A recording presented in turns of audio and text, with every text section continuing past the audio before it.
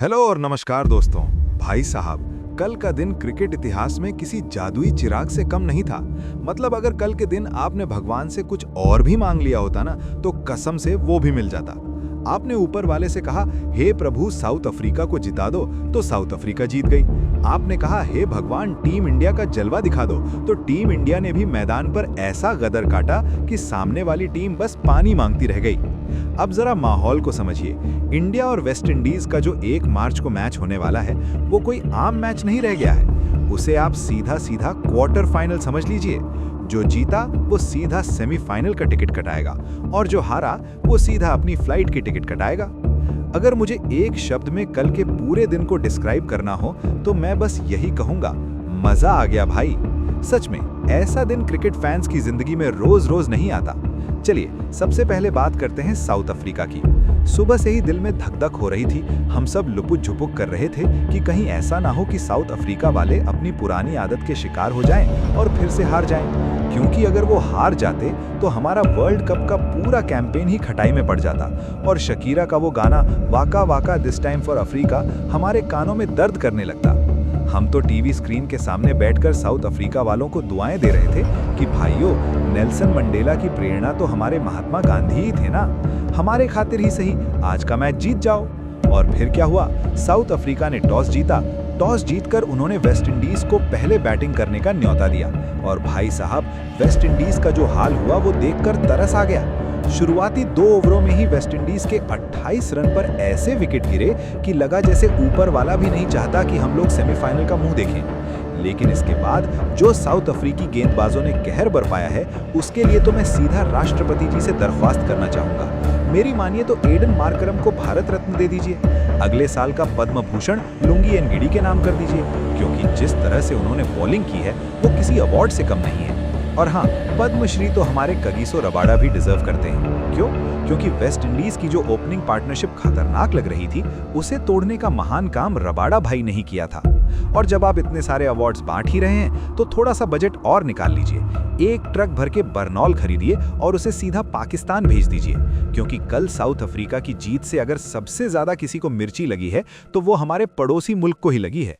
उनकी तो पूरी उम्मीदें ही इसी बात पर टिकी थीं कि साउथ अफ्रीका हारे और उनका कोई जुगाड़ बैठे, लेकिन ऐसा हुआ नहीं। जली ना, तेरी भी जली ना। खैर, एक बार जैसे ही वेस्ट इंडीज को साउथ अफ्रीका ने हराया, टीम इंडिया के कंधों से भी दुनिया भर का प्रेशर उतर गया। टीम इंडिया बिल्कुल बिना किसी दबाव के मैदान पर उतरी। वैसे दोस्तों, क्रिकेट देखते समय और जिंदगी के आम दिनों में स्ट्रेस लेना बहुत बुरी बात है। आपको भी मेरी तरह लाइफ में प्रेशर और स्ट्रेस बिल्कुल नहीं लेना चाहिए। जिंदगी में शांति और कामनेस बहुत जरूरी है। इसके लिए आप एक बार यंग मॉन्क यानी यंग मॉन्क जरूर ट्राई करें।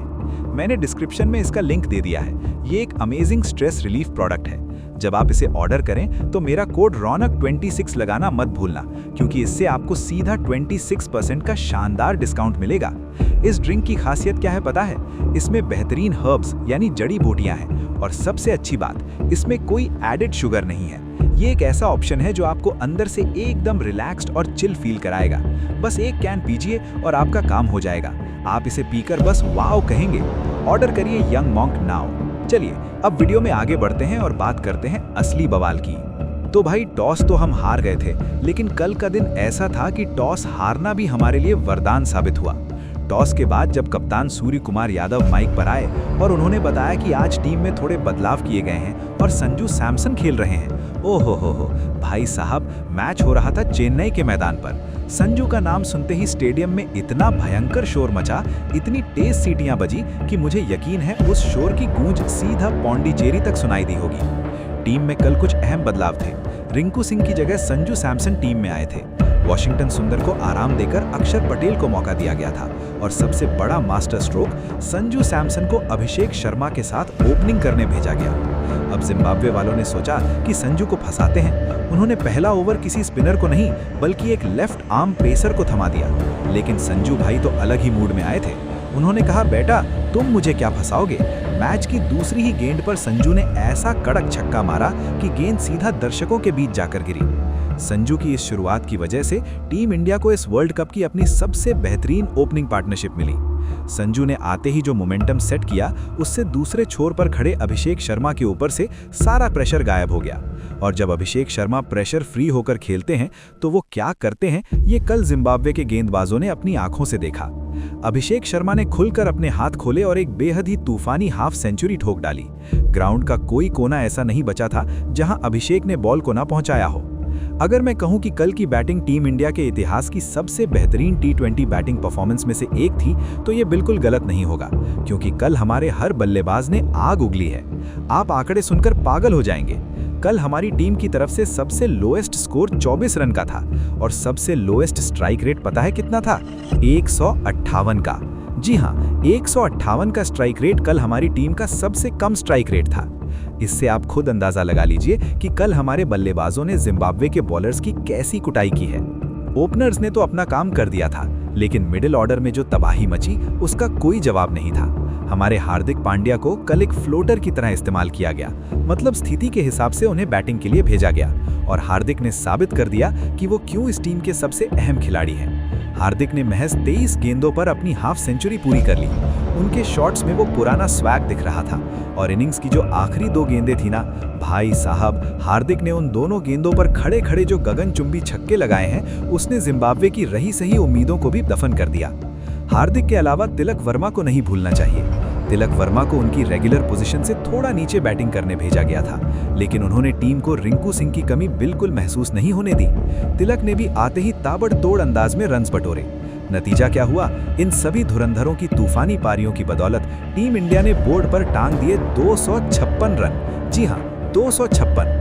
ये हमारे टी20 वर्ल्ड कप के इतिहास का आज तक का सबसे बड़ा टोटल बन गया। जिम्बाब्वे के बॉलर्स आसमान की तरफ देखकर बस यही सोच रहे थे कि भाई ये हम कहाँ आ गए, ये लोग इंसान हैं या कोई बैटिंग करने वाली मशीनें हैं। अब 256 रन का पहाड़ जैसा लक्ष्य जिम्बाब्वे को जीतने के लिए शुरुआत से ही 13 रन प्रति ओवर के हिसाब से रन बनाने थे। ये देखना बहुत दिलचस्प था कि जिम्बाब्वे हार तो रही है, लेकिन कितने रनों के अंतर से हारेगी। इधर टीवी के सामने बैठे भारत के करोड़ों क्रिकेट फैंस हाथ जोड़कर बस एक ही दुआ मांग रहे थे, हे भगवान, किसी भी तरह हम 108 या उससे ज्यादा के मार्जिन से ये मैच जीत जाएं, क्योंकि अगर हम 108 से ज्यादा रनों के अंतर से जीतते तो हमारा नेट रन रेट सीधा वेस्टइंडीज से ऊपर चला जाता। लेकिन यहाँ हमें जिम्बाब्वे के एक खिलाड़ी की तारीफ करनी पड़ेगी। उस खिलाड़ी का नाम है ब्रायन बेनेट। भाई क्या पारी खेली है इस बंदे ने। पूरी जिम्बाब्वे की टीम जब ताश के पत्तों की तरह ढह रही थी, तब ये अकेला योद्धा मैदान पर डटा रहा। बेनेट ने अकेले भारतीय गेंदबाजों का सामना किया और शानदार 97 रन बनाकर नॉट आउट रहे। वो शतक से भले ही चूक गए, लेकिन उन्होंने दिल जीत लिया। वो इस वर्ल्ड कप टूर्नामेंट के सेकंड हाईएस्ट रन स्कोरर भी बन गए हैं। तो बेनेट भाई, आपको बहुत बहुत मुबारक हो। माना कि जिम्बाब्वे इस टूर्नामेंट से बाहर हो गई है, लेकिन आपने जाते जाते सबका दिल, किडनी, फेफड़ा सब कुछ जीत लिया है। आप सिर ऊंचा करके अपने देश वापस जा सकते हैं। अब आप लोग सोच रहे होंगे कि भाई रौनक, अगर साउथ अफ्रीका ने वेस्ट इंडीज को हरा ही दिया है, तो फिर हमें नेट रन रेट की इतनी टेंशन लेने की क्या जरूरत है? तो दोस्तों, कहानी में असली ट्विस्ट यहीं पर है। ध्यान से सुनिए। मुसीबत यह है कि 1 मार्च को हमारा अगला और सबसे अहम मैच वेस्ट इंडीज के खिलाफ कलकत्ता में होना है, और फिलहाल कलकत्ता का जो मौसम है ना, वो बिल्कुल भी भरोसेमंद नहीं लग रहा है। मैंने मौसम की जानकारी चेक की है, हालांकि अभी वेदर रिपोर्ट में बारिश नहीं दिखा रहा है और तापमान करीब 30 डिग्री सेल्सियस दिखा रहा है, लेकिन क्रिकेट में मौसम कब पलटी मार दे कोई नहीं जानता। मान लीजिए अगर उस दिन कलकत्ता में बारिश हो गई और मैच धुल गया तो क्या होगा, क्योंकि उस मैच के लिए कोई रिजर्व डे तो रखा नहीं गया है। ऐसे में मैच रद्द होने पर दोनों टीमों को, यानी भारत और वेस्ट इंडीज को, 1-1 पॉइंट मिल जाएगा। दोनों टीमें 3-3 पॉइंट्स पर खत्म करेंगी और तब खेल आएगा नेट रन रेट का, क्योंकि वेस्ट इंडीज का नेट रन रेट हमसे बेहतर है, तो वो हमसे आगे निकल जाएंगे और हम बिना खेले ही टूर्नामेंट से बाहर हो सकते हैं। तो बस यही प्रार्थना कीजिए कि कलकत्ता में उस दिन इंद्रदेव छुट्टी पर रहें, आसमान साफ रहे, पूरी धूप निकले और हमें एक पूरा मैच देखने को मिले, क्योंकि अगर 1 मार्च का मैच होता है तो वो सीधा सीधा एक क्वार्टर फाइनल होगा।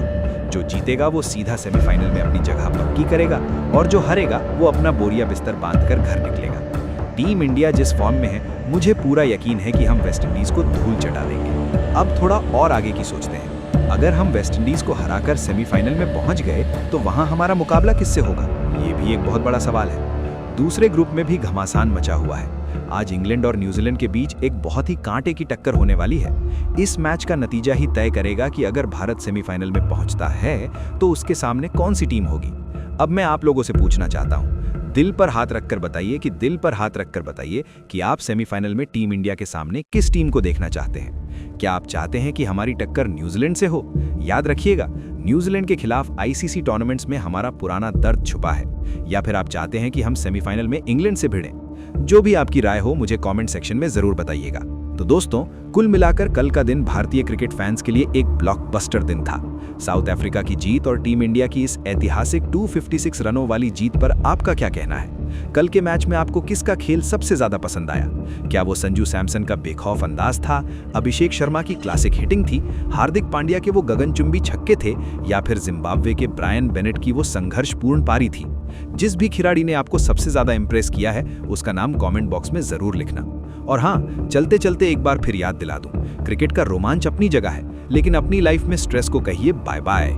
खुद को रिलैक्स रखने के लिए यंग मॉन्ग जरूर ऑर्डर करें। डिस्क्रिप्शन और पिन किए हुए कमेंट में मैंने लिंक दे दिया है। कोड रौनक 26 लगाना बिल्कुल मत भूलना, ताकि 26% का मस्त डिस्काउंट मिल सके। आज के वीडियो में बस इतना ही। अगर वीडियो पसंद आया हो तो इसे लाइक करें, अपने दोस्तों के साथ शेयर करें, और अगर चैनल पर नए हैं तो सब्सक्राइब करके वो घंटी वाला बटन जरूर दबाएं, ताकि आगे की हर अपडेट आपको मिलती रहे। कल फिर मिलेंगे एक नए मैच, नई कहानी और नए बवाल के साथ। तब तक के लिए अपना ख्याल रखिए, क्रिकेट एंजॉय करते रहिए। जय हिंद, वंदे मातरम।